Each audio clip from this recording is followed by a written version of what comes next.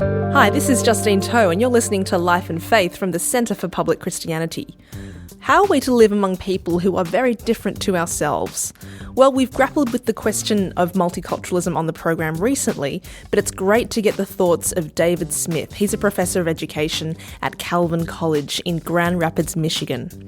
Professor Smith is interested in the ways that our beliefs and our values shape the way that we teach and learn, and he's also applied this approach to the ways in which we live and encounter people from different cultures to our own. And he believes that Christian faith has a lot to offer on this point, and I asked him about this on his recent visit to Sydney. I began by asking him how it's possible for people in multicultural societies to pursue a common life together, where we can't assume that all agree on what that looks like. Well, even posing that as a problem that way seems to carry the assumption that what's going to achieve commonality is unanimity, right? That we can have a common life together if we all agree with each other. That was pretty much the modern world's attempt to, this Enlightenment notion of truth is something that everybody holds in common. If you can reproduce the same rational structures in everybody's head, then eventually you'll get peace and enlightenment and so on. Seems to me a Christian way of running that is actually to say that difference is not necessarily a bad thing and love is the strategy for dealing with it, right? That the basic call is not to be other people, it's to love other people. And for me, the starting point of this in a Christian context is actually Leviticus, which I know everybody reads regularly. But Leviticus 19:18 says, love your neighbour as yourself, which is where Jesus got it from. And a few verses later, it says, love the foreigner as yourself. And those are the two places in the Bible where it says, love someone as yourself. It says, love your neighbour as yourself, which we're very familiar with as a basic Christian ethic for dealing with other people. A few verses later, it says, love the foreigner as yourself, the person who's different from you, who didn't grow up in your community, who doesn't share your assumptions, your ways of moving through the world. So yeah, the first thing I do is sort of question whether unanimity is actually the basis for common life, or whether it's virtue. Not everyone agrees or signs up to the Christian understanding of life. There are these liberal values of diversity and equality and tolerance. Haven't we got our bases covered? What does love add to that? For me, one of the biggest differences between love and tolerance is that love involves more positive intentionality. So tolerance is a willingness to let someone be, but not a willingness to go out of my way on their behalf. Whereas love is a commitment to someone else's well-being, which is not the same as saying I'm willing for them to exist and I'm not going to attack them, right? That's a good starting point. Tolerance is not a bad thing, but it's going a step beyond that and saying the other's well-being is important to me, and when that well-being is threatened, I'm willing to step out of my way and seek to secure their well-being, right? It's a form of intentional attentiveness, not just a form of being willing to ignore. What does that look like, that intentionality? I think it's going to look like a lot of different things in different contexts. It's great thing about this is you can't legislate it as a set of rules because there's going to be so many different situations in which we interact. I'm a language educator, so one of the things I ask my students is I say, the golden rule is do to others as you'd have them do to you. What does the evidence suggest most English speakers would like everybody else to do for them?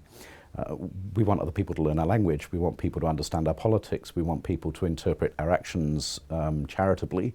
We want people to serve us nice food. We want people to not attack us when we travel, and so on, right? So if those are all things I would like for myself, then what would it actually mean to do for others as I would want them to do to me? Well, it might, for a start, mean that in some cases I start learning their language, because that's actually a way of sending the message that I'm not just expecting all the rest of the world to do the work so that they can talk to me the way that's easy for me, but I'm actually going to try to learn to talk to other people the way that's easy for them and to listen to what they have to say.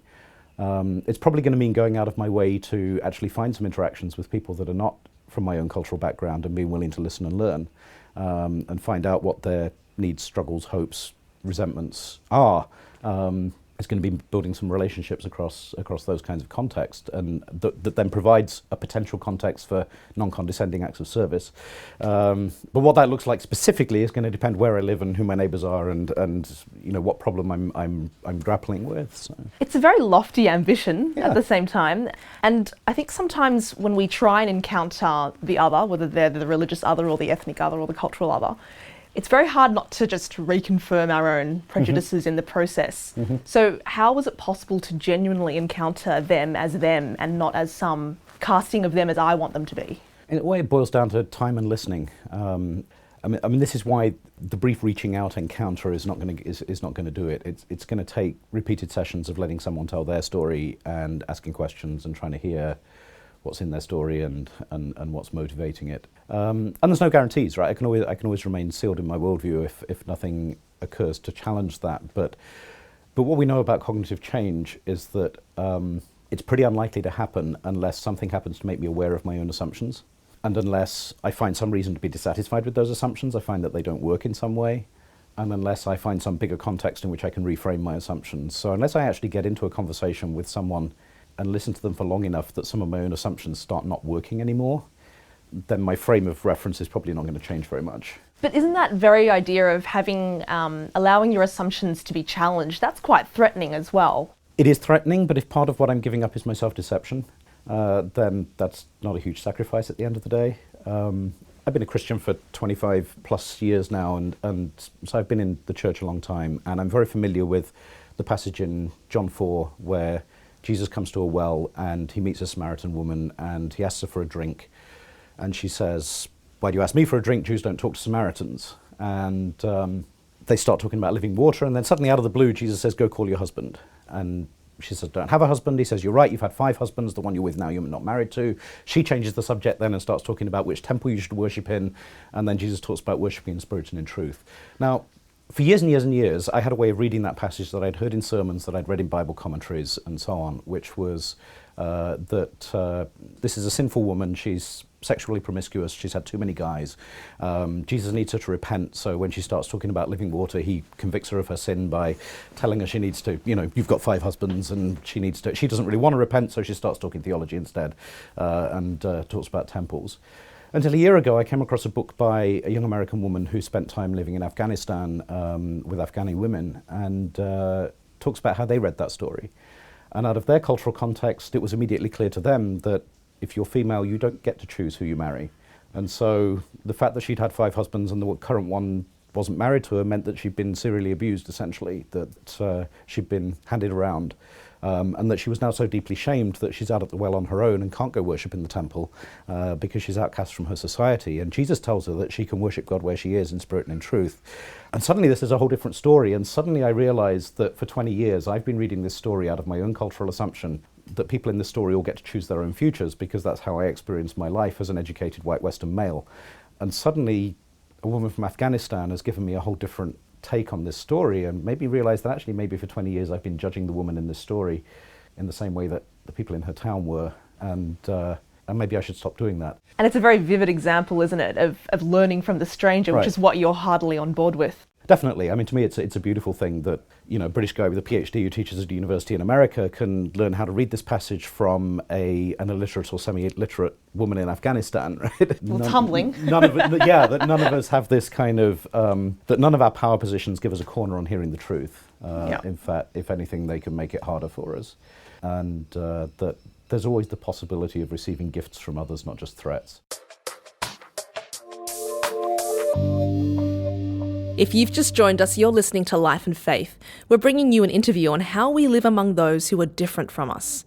Our guest is David Smith, a professor of education at Calvin College. There's a risk that this tips over into naivety, that there are bad things in the world, cultures are not benign. There are things in all cultures that need to be resisted. But again, that doesn't give me license to approach the world as if my culture is basically has most things right and the other culture is mostly threat and darkness. Because it's always going to be more complicated than that. There are always going to be things in my own cultural formation that I need to be unlearning, and there are always going to be things in other cultural contexts that, if I'm willing to listen, I could be helpfully challenged by. People do tend to talk about Christians and the history of colonialism and right, how there's this assumption of cultural superiority. We have the Word of God, we right, need to convict you of it and right, convert you to our ways of life. That's all part of that history as well. Right. It's having learnt from past experience, perhaps. Right. It is, yeah. I mean, that's kind of a complex picture. We're certainly in full reaction against colonialism in some ways, and there are lots of quaint stories of sort of going back a couple of hundred years. I was reading the other day about one of the first Dutch missionaries to Indonesia, and one of the reasons he went to Indonesia was that he was terribly worried because there was a verse in the Bible that mentioned the 4 seasons, and he'd heard that there were only 2 seasons in Indonesia, and this must mean that the Bible wasn't true, so he had to go see for himself, right? So we've got this very strong narrative of the wicked colonial missionary who went in and rapaciously overcame the other culture. Some recent work on the history and sociology of that has been suggesting it's not quite that simple, that, yes, there were examples of that, but missions have also had a variety of positive social effects on the places that they went to when you track it historically in terms of social development of those societies. So it's probably a more complicated picture than the stereotype of the evil colonial missionary, but there's certainly things there that we've tried to learn from in terms of thinking of mission as something where if you're going to another culture, if you're interacting with another culture, you need to spend time learning, becoming involved, learning to listen, and not just coming to stamp your identity on the alien context. Australia is largely seen as a success story when it comes to multiculturalism, but it's less clear whether there is genuine intercultural engagement between people from different backgrounds. Right. So is it enough to just coexist peacefully and not want to kill the other person, right? Or is asking for more than that a bit too ambitious? I don't think it is. It's not ambitious in principle. I mean, again, let me give you a story example. A few years back, there was a family joined my church in Grand Rapids, Michigan, which is historically a white Dutch immigrant community, but obviously is more diverse today. Family joined our church who were from Burundi, had spent 28 years in refugee camps in Tanzania, and had finally been resettled to the United States. And they arrived with no English, a little bit of French, Kirundi, no literacy in any language, 6 months of government refugee resettlement money, and the mandate to go find a job, and 6 children. And so I and a few others became involved with them, trying to help them to learn to live in American society, which, when you start helping someone else to do that, turns out to be a very complex task. And I remember one day I'd taken some of the kids out to Lake Michigan, and we were driving back to Grand Rapids, and they told me their parents were not at home, and we had to go somewhere else. So we went and navigated Grand Rapids and arrived in this very white, middle-class Dutch-looking suburb. And they said, come see. And I could start to hear this music, and I get out of the car and go around the back of the house. There's a big fence around the backyard.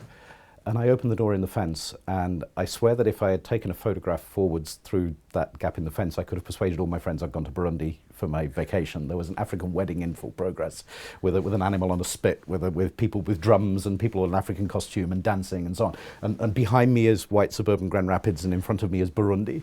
And I remember just thinking, it became a vivid picture for me of just how we can actually live in complete ignorance of what's around us, because most people I know would have no idea that there is Africa in this suburb, right? And yet, for me, it's been just tremendously enriching getting to know that family and getting to know their networks, and also understanding a little bit of the struggles that they're having, interacting with North American social services and employment systems and so on. And is it unrealistic to expect that I might make one or two of those relationships? I don't think so. There's most people have enough time in their life to get to know at least one extra person.